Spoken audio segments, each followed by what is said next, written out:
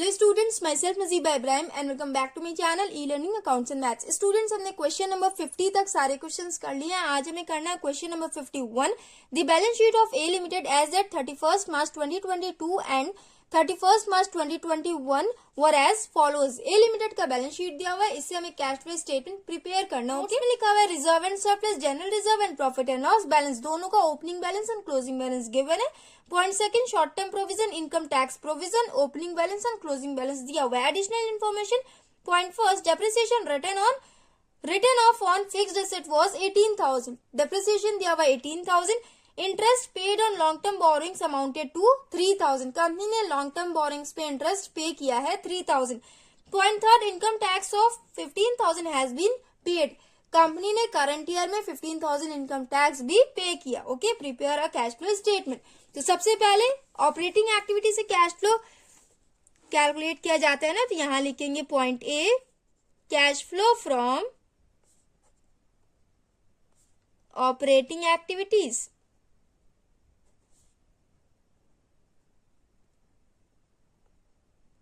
इसमें सबसे पहले नेट प्रॉफिट बिफोर टैक्स की एंट्री होती है।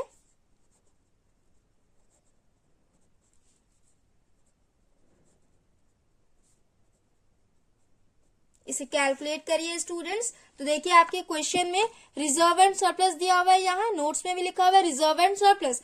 जनरल रिजर्व का भी लास्ट ईयर का बैलेंस और करंट ईयर का बैलेंस दिया हुआ है, प्रॉफिट एंड लॉस बैलेंस का भी। तो चलिए वर्किंग नोट में इसे हम सॉल्व करेंगे।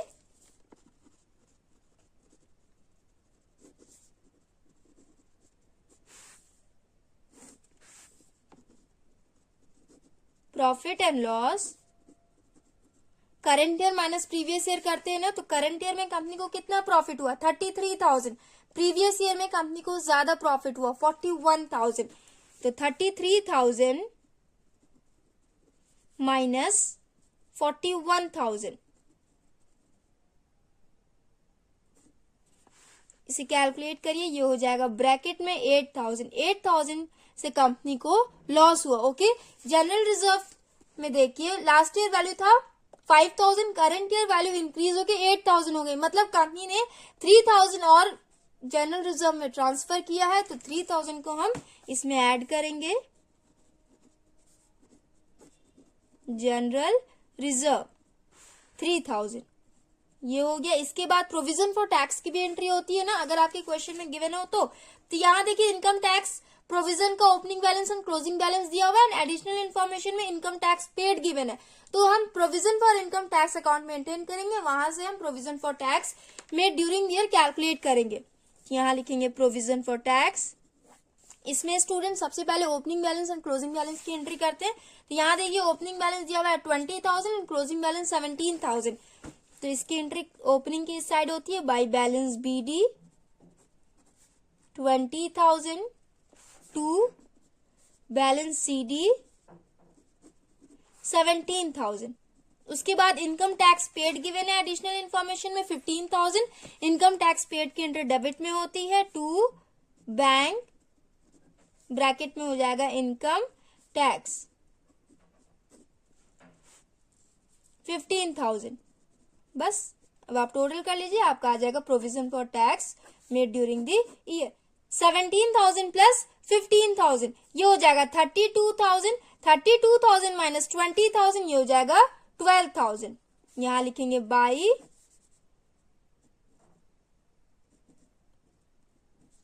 Provision for tax.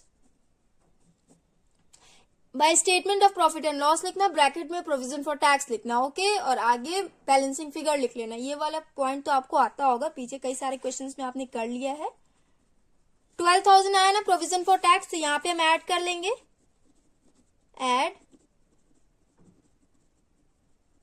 Provision for tax 12,000। इसे टोटल करिए, माइनस 8,000 प्लस 3,000 प्लस 12,000, ये हो जाएगा 7,000। 7,000 आया नेट प्रॉफिट बिफोर टैक्स, तो यहां लिखेंगे 7,000। उसके बाद नॉन कैश आइटम्स का एडजस्टमेंट करते हैं ना, यहां लिखेंगे एडजस्टमेंट्स ऑफ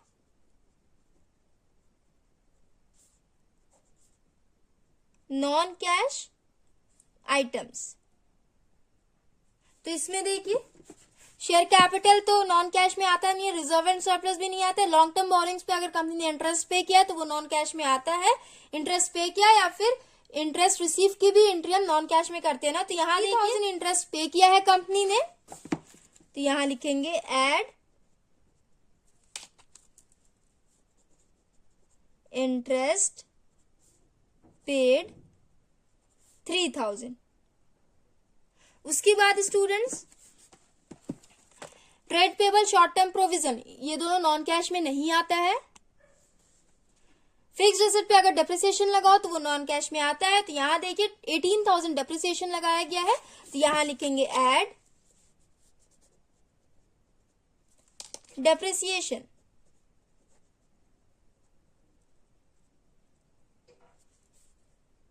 $18,000,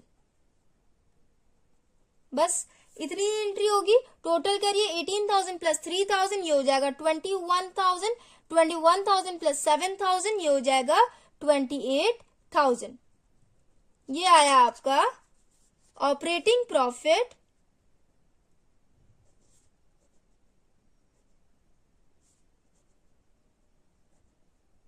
बिफोर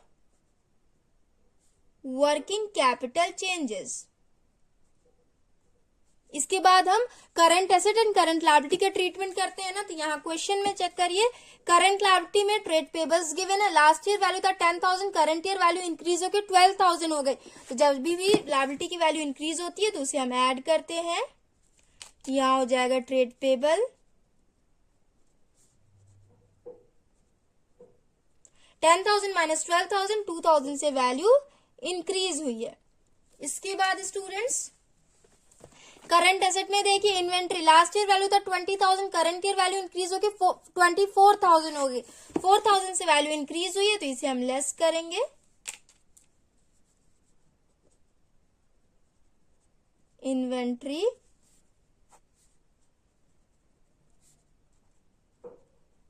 उसके बाद trade receivables, last year value था 32,000, करंट ईयर वैल्यू डिक्रीज होकर 26,000 हो गई। तो जब भी करंट एसेट की वैल्यू डिक्रीज होती है तो उसे हम ऐड करते हैं। कितने से वैल्यू इंक्रीज हुई है? 32 माइनस 26, 6,000 से वैल्यू डिक्रीज हुई है। तो यहां लिखेंगे ऐड ट्रेड रिसीवेबल। इसे लेस करना है तो ये ब्रैकेट में हो जाएगा और ये हो जाएगा 6,000। 6,000 माइनस 4,000 ये हो जाएगा 2,000। Current asset and current liability दोनों की एंट्री हमने कर ली। अब टोटल कर लेंगे 28,000 प्लस 2,000 प्लस 2,000 ये हो जाएगा 32,000। इसके बाद अगर आपके क्वेश्चन में इनकम टैक्स पेड गिवन हो तो उसे हम लेस करते हैं। यहां लिखेंगे इनकम टैक्स पेड कितना दिया हुआ है? 15,000। आपकी एडिशनल इंफॉर्मेशन पॉइंट 3 में देखिए 15,000 लिखा है ना। 32 माइनस 15 ये हो जाएगा 17,000। यहां लिखेंगे कैश फ्लो फ्रॉम, यहां पे भी आप लिख लेना कैश फ्रॉम ऑपरेटिंग एक्टिविटी, उसके बाद यहां पे cash flow from operating activities.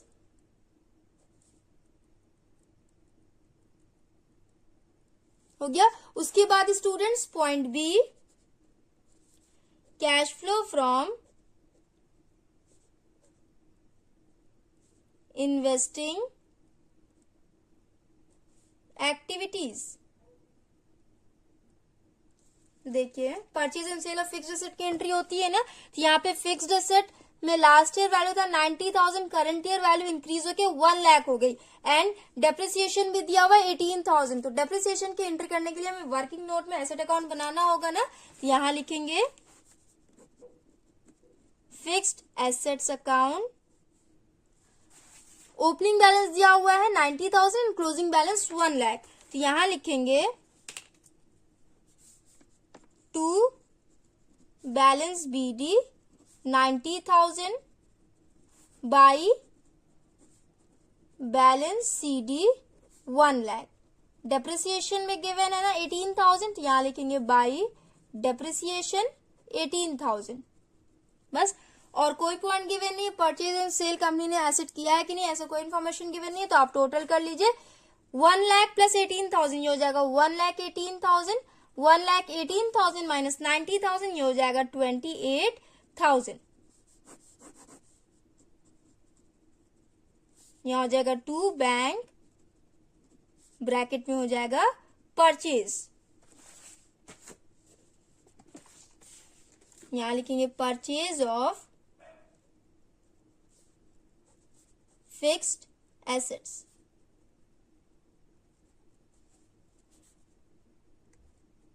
$28,000 bracket में हो जाएगा। स्टूडेंट्स उसके बाद और कोई इन्फॉर्मेशन गिवन नहीं है कि कंपनी ने कोई फिक्स्ड एसेट सेल किया है कि नहीं, या फिर कोई इंटरेस्ट या फिर डिविडेंड कंपनी ने रिसीव किया है कि नहीं, तो सिर्फ एक ही एंट्री हो जाएगी इसमें। यहां भी लिख लेंगे 28,000 ब्रैकेट में, ये भी हो जाएगा ब्रैकेट में 28,000, एंड यहां लिखेंगे cash used in investing activities. हो गया। अब पॉइंट सी कैलकुलेट करेंगे, cash flow from financing activities. इसमें देखिए शेयर कैपिटल की एंट्री होती है ना, लास्ट ईयर वैल्यू था 50,000, करंट ईयर वैल्यू इंक्रीज होकर 60,000 हो गई, 10,000 से वैल्यू इंक्रीज हुई है, मतलब कंपनी ने शेयर्स इश्यू किया होगा। तो यहां लिखेंगे इश्यू ऑफ शेयर्स,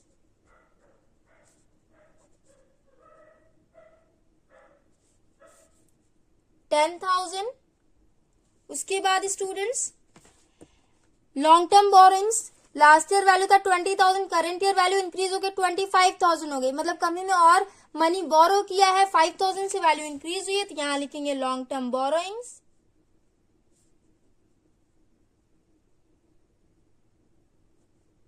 $5,000 हो गया। इसके बाद trade payable, short term provision, इनकी एंट्री होती नहीं है, फिक्स्ड एसेट की एंट्री होती नहीं है, इन सब की एंट्री नहीं होती है। यहां देखिए लॉन्ग टर्म बोरिंग पे इंटरेस्ट पे किया गया है 3,000, तो इंटरेस्ट पेड की इंटर फाइनेंसिंग में होती है ना, यहां लिखेंगे इंटरेस्ट पेड, ब्रैकेट में हो जाएगा 3,000। पेमेंट किया कंपनी ने तो लेस हो जाएगा 10,000 प्लस 5,000, 15,000 माइनस 3,000 ये हो जाएगा 12,000।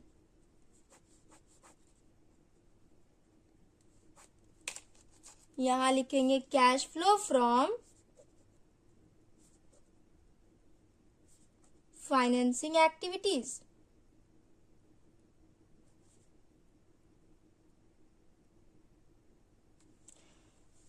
तीनों एक्टिविटी हमने कैलकुलेट करी, अब तीनों को टोटल करते हैं ना, तो चलिए टोटल करेंगे।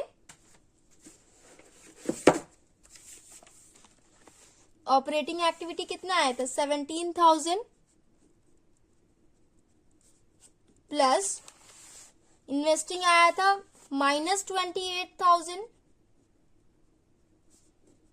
प्लस फाइनेंसिंग आया था 12,000। 17,000 plus minus minus plus minus minus 28,000 plus 12,000,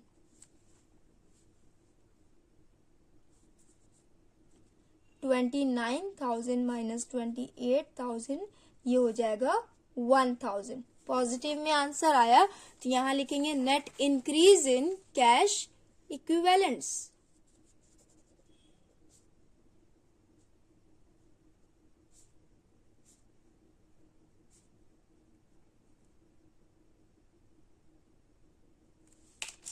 $1,000, इसमें हम ओपनिंग बैलेंस को ऐड करते हैं ना, तो यहां देखिए कैश एंड कैश इक्विवेलेंट्स का ओपनिंग बैलेंस दिया हुआ है 4,000, तो इसे हम ऐड करेंगे, add cash equivalents in the beginning of the year.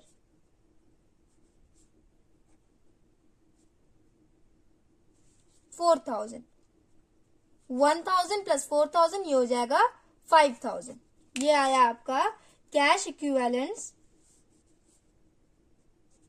Eight the end of the year.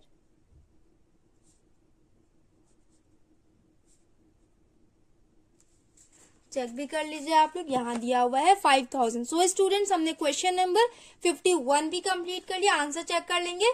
Cash flow from operating activities 17,000, use in investing activities 28,000, from financing activities 12,000 and income tax provision 12,000। So students answer भी हमारा correct आया। हमने question number 51 complete कर लिया है। Next video में हम question number 52 करेंगे, उसके बाद हमारा चैप्टर फिनिश हो जाएगा। Okay, so students, if you like video, then please like, share and comment and do subscribe my channel. Thanks for watching.